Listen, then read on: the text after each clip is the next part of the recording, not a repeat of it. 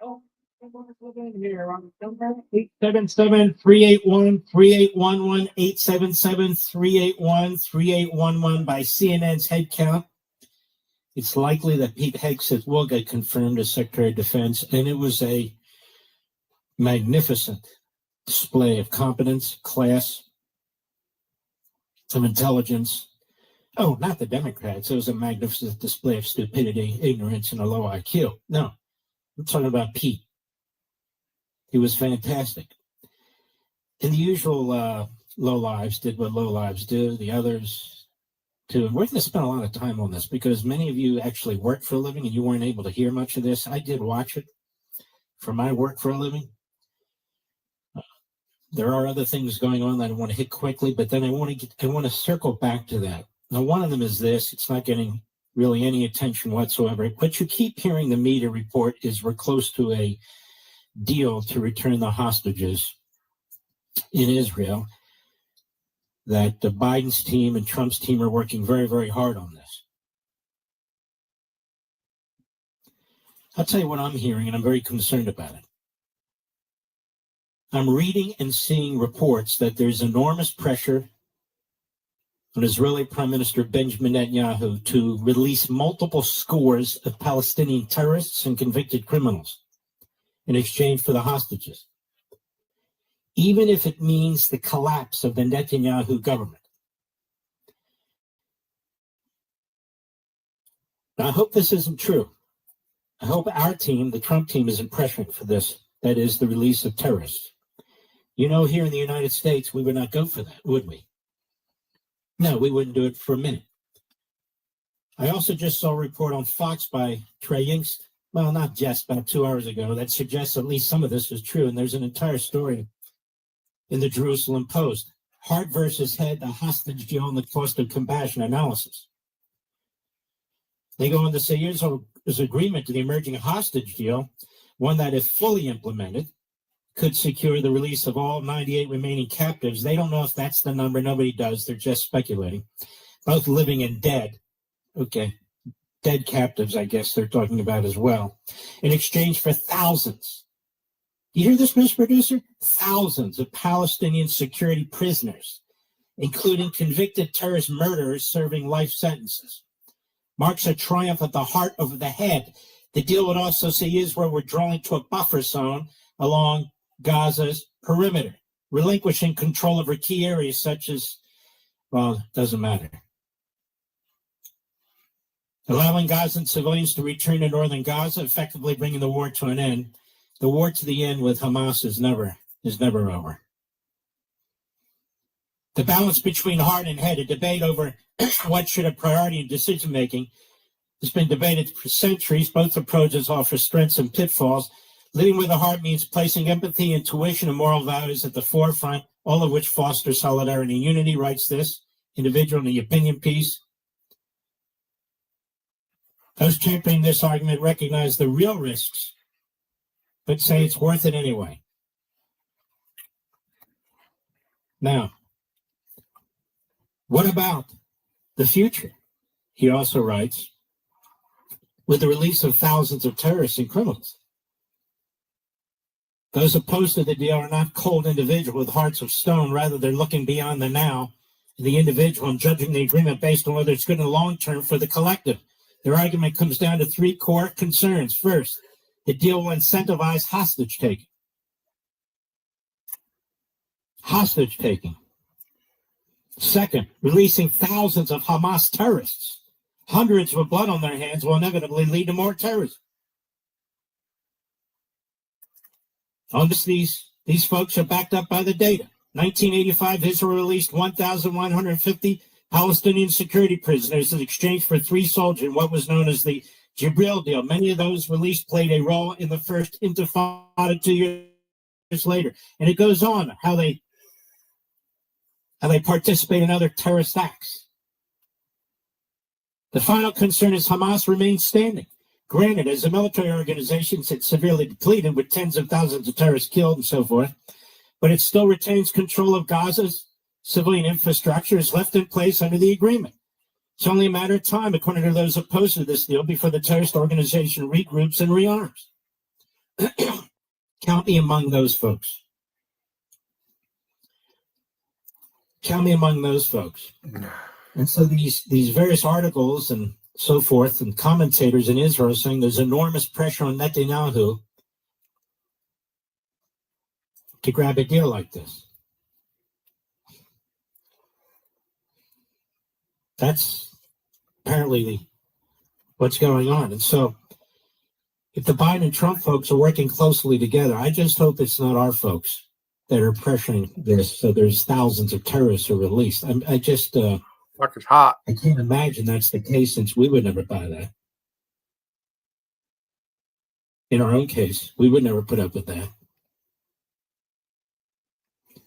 So time will tell, but apparently it's going to happen fairly soon. You know, the truth of the matter is that Biden wants a deal on the way out, and President Trump would like to get this resolved before he's sworn in. So there is that motivation,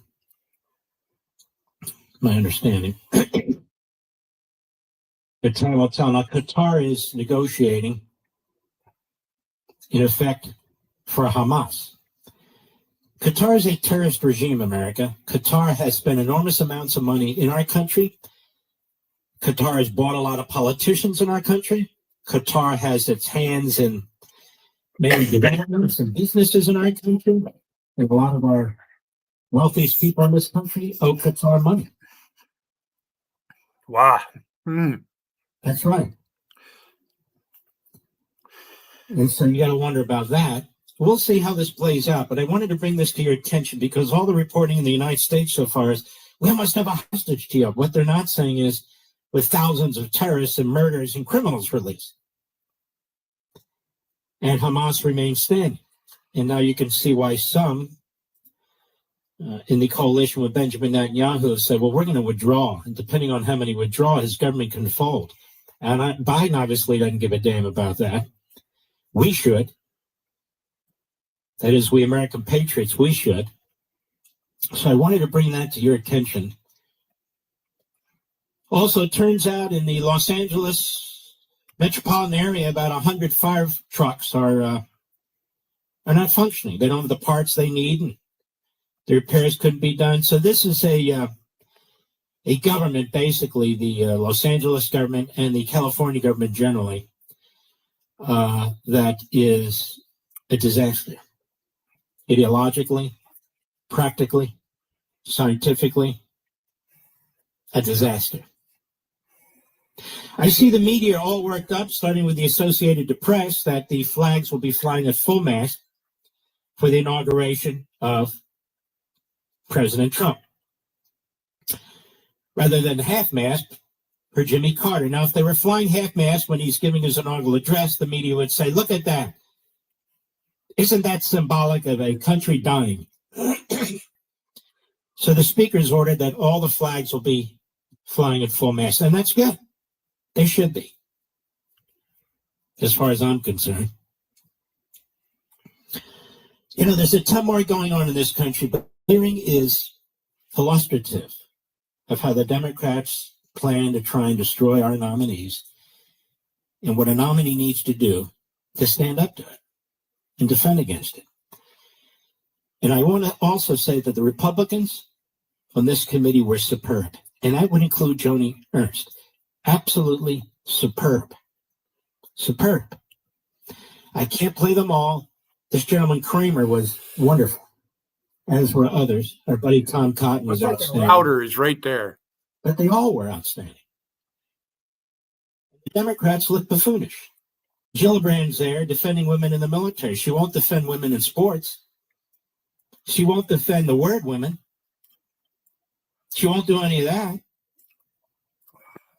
She won't condemn transgender athletics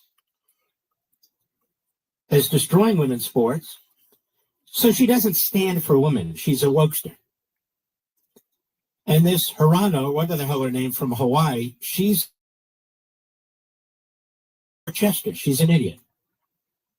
Asking and answering her own questions. Just an obnoxious, disrespectful, pathetic buffoon. Thank you, Hawaii, for sending us, I hope, not your best. And there were others on the Democrat side. Tim Kaine looked like he had hit a late night. Looked like he had a rough night. His hair was disheveled. He looked like Professor Erwin Corey. Nasty SOB. He was nasty as hell.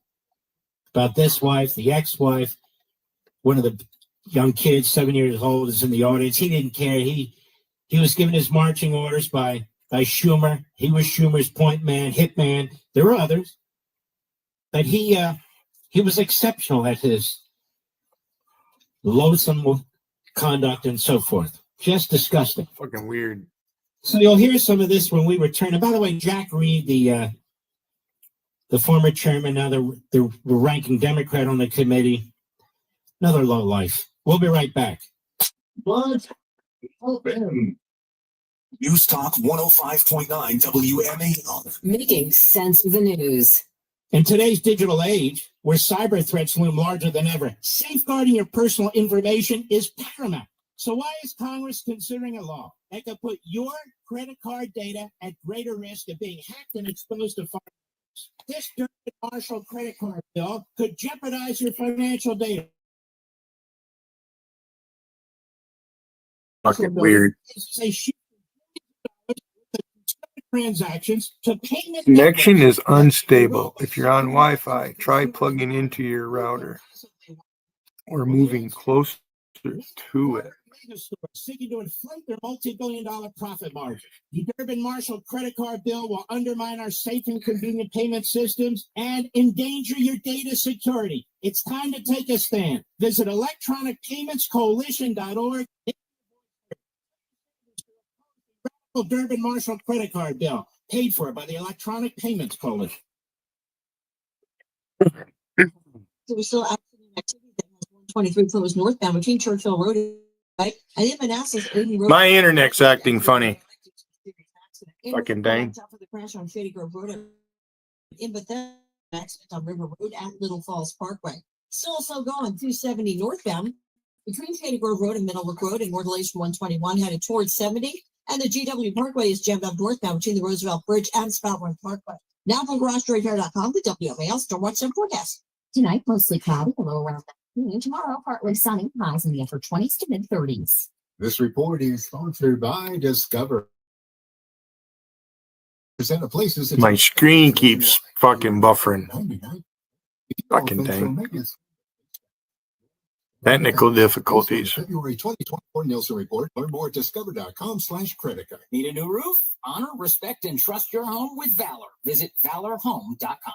We all hear the radio ads about the IRS. They tell you to be afraid, to be scared, and they try to frighten you into calling. I'm not here to do that. Tax Relief Advocates is different. TRA is here to Be working. whether it's 5,000 or 500,000. I can post. Anybody can post. Or with your kids, no matter where you are, call now. 800-575-4954. Don't lose hope. TRA can eliminate or reduce what you owe. There's a big delay. Generous programs are now available that can give you a fresh start. Our passion is taxes and helping individuals IRS problems. We have over 1,000 5-star reviews on Google and an 8+ with the Better Business Bureau. You don't need to be afraid of the IRS any longer. And your tax nightmare at TRA.com. 4954. That's 800-575-4954. Tax Relief Advocates. Real solutions for real people.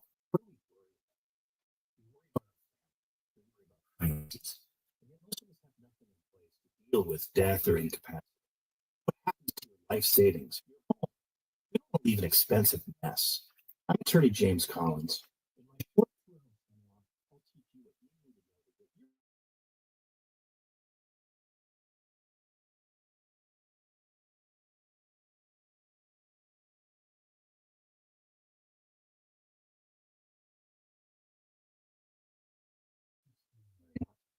Thursday, January 23rd, I'll be in Springfield at the Embassy Suites, with sessions at 1:30 and 7 p.m. both days. Colin's